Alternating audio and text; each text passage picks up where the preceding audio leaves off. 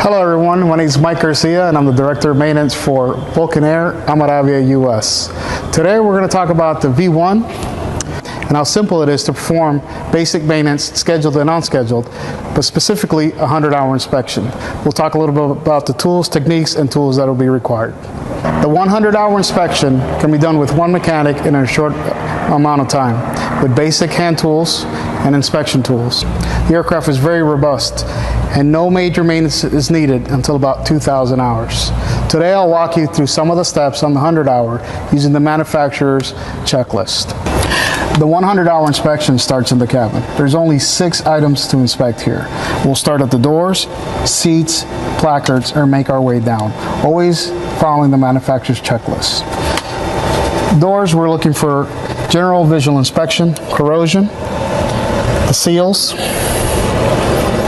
both on the door and in the cabin frame. We're also making sure that the windows are in good condition, no cracks or crazy, and the door mechanism works. We're also going to move on to the seat belts to make sure the tag is on and they're also in good condition, no fraying. Then we can move on to placards. Always check the manufacturer's recommendations for the placards. And we move on to windshield, the medicine box, and the fire extinguisher. The next inspection on the 100-hour is the wing area. We're going to dive into it. You'll see that it's mostly general visual inspection with some detailed inspections as well. One of the things you'll notice is it's only 3 panels to access on each wing. The inspections are very quickly and easily done with one person. Some of the things we're looking for in the inspection is obviously all the flight controls, hinges, free of movement. We're checking flap, checking the skin, rivets, general condition, and of course, we'll lubricate the system. We continue the inspection on the top part of the wing for general condition. It's all a visual inspection. While we're up here, we're also checking the fuel tanks for the seal, vent, and the proper placards. And here we're going to check the strut attachment fittings. Just like any other aircraft, we'll pull the fairings and we'll inspect the bolt, cotter pin, and general area. We're going to repeat the same on the left side of the wing with some exceptions. We're also going to look at the pitot tube, stall warning, and landing lights. The V01 is equipped with a stabilator and trim tab. Here we're going to check for general conditions as well as some things like the mass balance, the torque tubes for the stabilator. We're going to check the rudder hinges as well as remove the tail cone to check for general conditions of the pulleys and torque tubes. We continue at the tail of the aircraft. We continue on the empennage.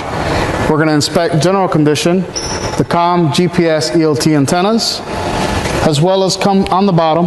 There's 2 panels we can remove to check the rear bulkhead as well as forward of the empennage. We continue the landing gear inspection.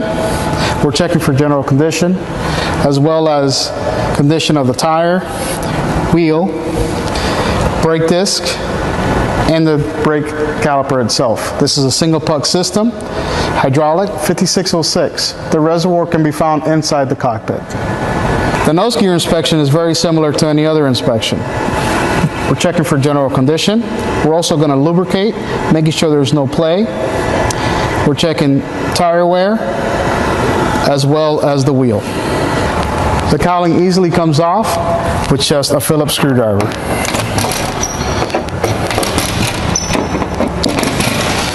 The engine is very accessible. As you can see, there's a lot of room to work on the aircraft and it's very easy to do. For the 100-hour inspection, we remove the top cowling completely for better access, as well as the bottom cowling. For the purposes of this video, we're only doing the top cowling. The 100-hour inspection on the power plant is just like any other 100-hour inspection with simple tools. We'll go ahead and drop the oil and service it with 8 quarts. The oil filter is easily accessible. The magnetos will check for timing.